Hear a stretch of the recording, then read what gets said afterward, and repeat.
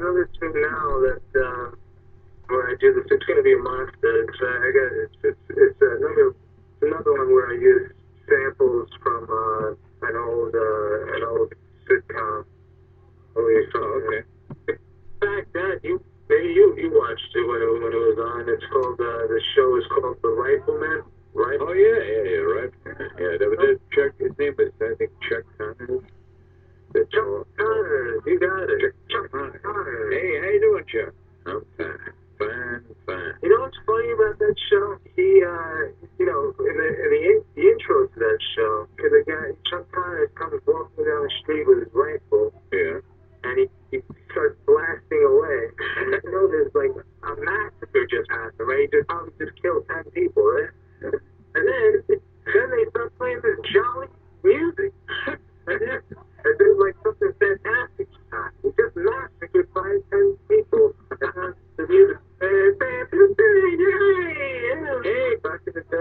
Back in the day, those were the good days. Those were some good days back in the day. I have to say, we've been watching late at night some of the old soap operas and stuff with Joel Lansbury and Perry Mason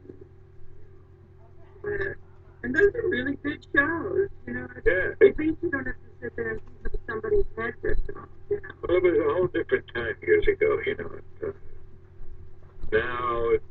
Now you gotta. Calmer time, even though you knew somebody was getting killed, you didn't have to watch it. I mean, I'm not saying these are horrible times, but you just gotta be careful with it. Yeah, I get a kick out of the old shows. I mean, the acting is, it was a totally different style of acting than actors perform now. Yeah. More theatrical, more dramatic. Right. And there was no cursing then. You couldn't curse. They had a thing where you couldn't curse. That's all. Also, I'm beginning to see a lot of animated movies and shows and stuff, and I think that they're great. Because you kind of like, I don't know, even if they're doing something a little bit crazy, it's not as, I don't know, hurtful. No, it was good. It was good stuff. Yeah, you can get away with a lot of things in an animated or like a cartoon type thing. Look at the Family Guy. The Family Guy. I often wonder how did they get away with some of the humor that they write? Well, nowadays they do. I don't know. They really push it. I know. They get away with it because of the cartoon, I guess. Yeah, exactly. Oh, Anthony, I wanted to just say something. You know that solo you did on Gotta Get Back to You? Yeah. That was awesome. Off the chart. You know what it reminds me of? Like a Chuck Berry type solo. Man, I'm telling you. You really played your butt off. Yeah, it's got a good, great. It's got a good feel to it. It's short and sweet. Yeah, short and sweet. Yeah, right. Yeah, you didn't overplay, and see when you like a lot of guys when they back singers. Well, not many guys, but some guys they sing. They play too much while the singer is doing his thing, and that's not good. But you really know your stuff. So. Yep. You're very, very Yeah. talented. Yeah. Put the right notes in the right places. Yeah, right, exactly. But anyway, I just thought not that type of guitar player that's trying to, feel the spotlight, you know what I mean? Yeah, I mean, some guys keep playing and they don't pay attention to The funny thing about it is that playing like you play makes you more of a star than somebody who's just, a road hog. Yeah, because people are going to say, what is this guy trying to, show off? Yeah. You gotta be a team player, That's right, exactly. That's when you get a good band together, when everybody works together, not.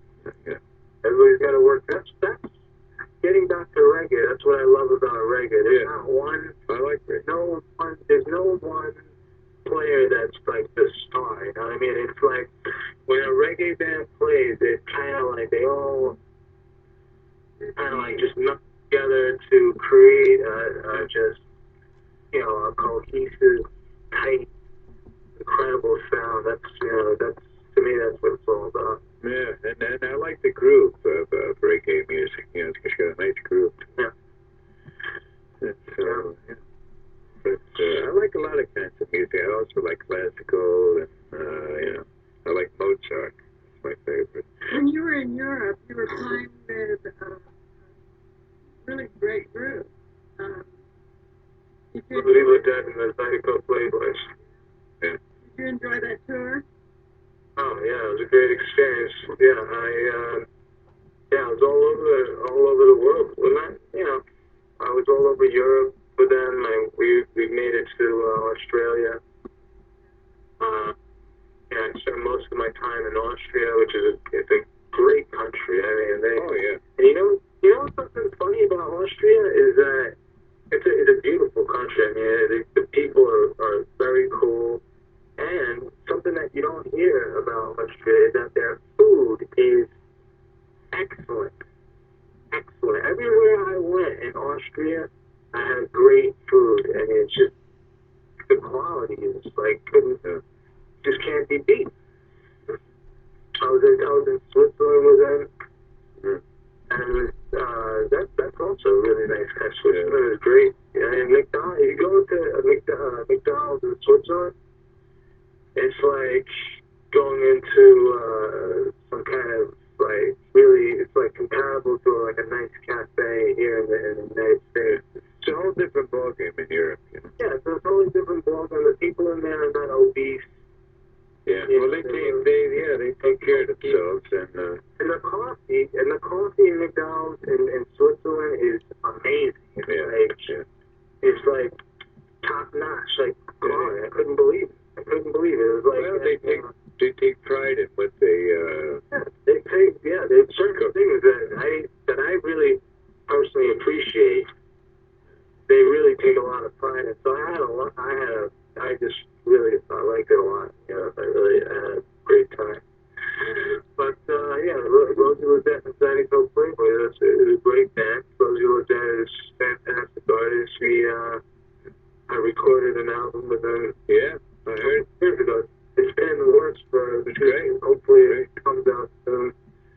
Great. It was a big part that, you know, I came up with a lot of good music. Yeah, I do. And, well, let's hope someday we all work together. You know, that's my dream. You know. Yeah, Sheri and I. Yeah, speaking of Europe, well, I've never been to Europe, but we're going to be going over there shortly because we have a record over there that's doing very well, a CD, and it's in fact number 20 on the top 100. And, so that was good. So hopefully we'll be going over there in the near future.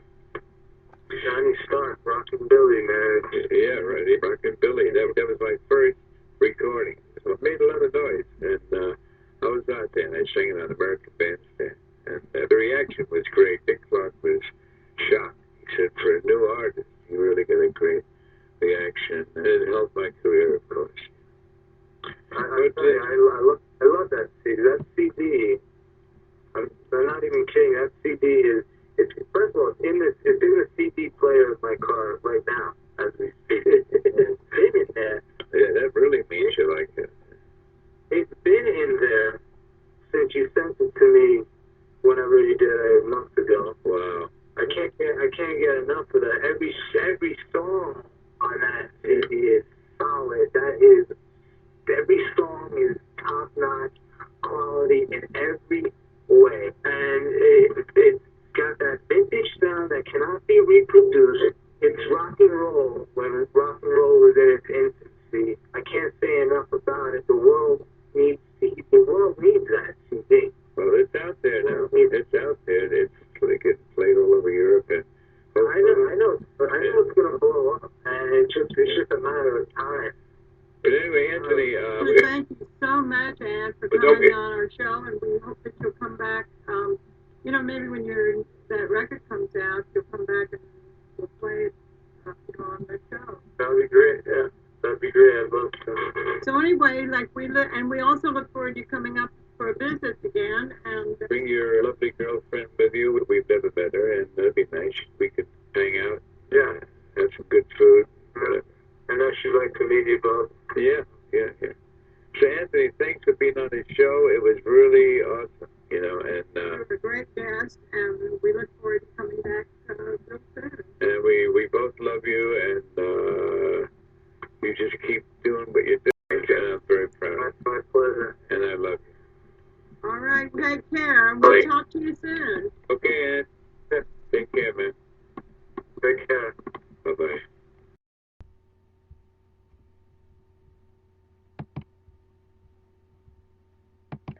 Wow, it's so great to have Anthony on our show today. Yeah, it sure was. And I'm really looking forward for him to come back with his brand new album. And all I can say is, that's my boy. Before we leave today, we'd like to sing a couple more songs for you.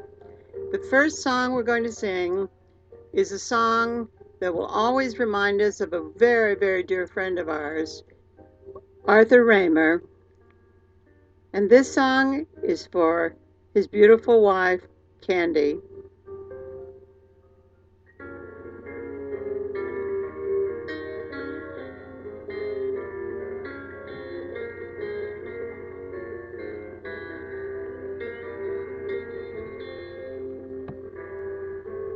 Once in your life you'll find someone who turns your heart around, and next thing you know you're cruising down the town.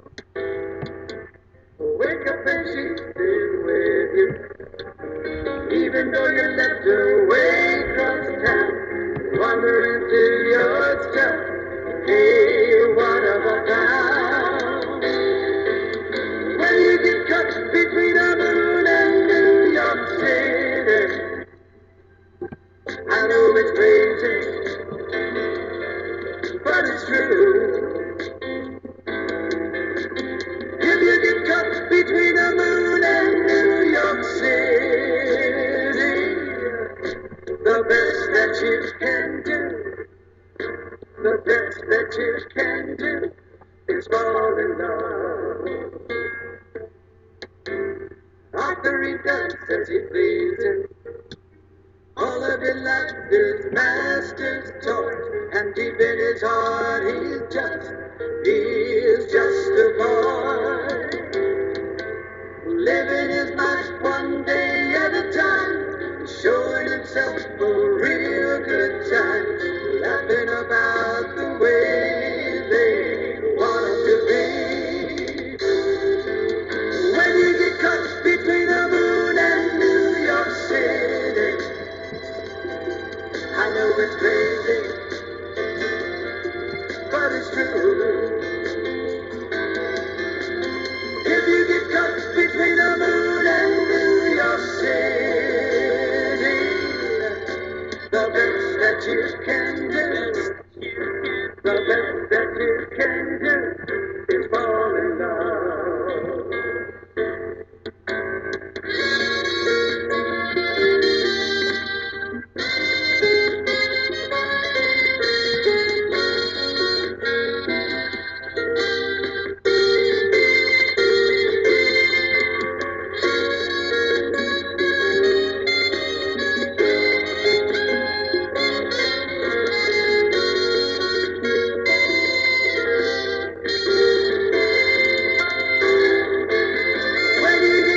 Between the moon and New York City, I know it's crazy, but it's true. If you get caught between the moon and New York City, the best that you can do, the best that you can do is fall in love.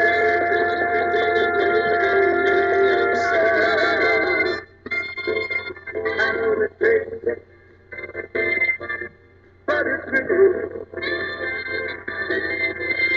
If you get caught between the moon and New York City, the best that you can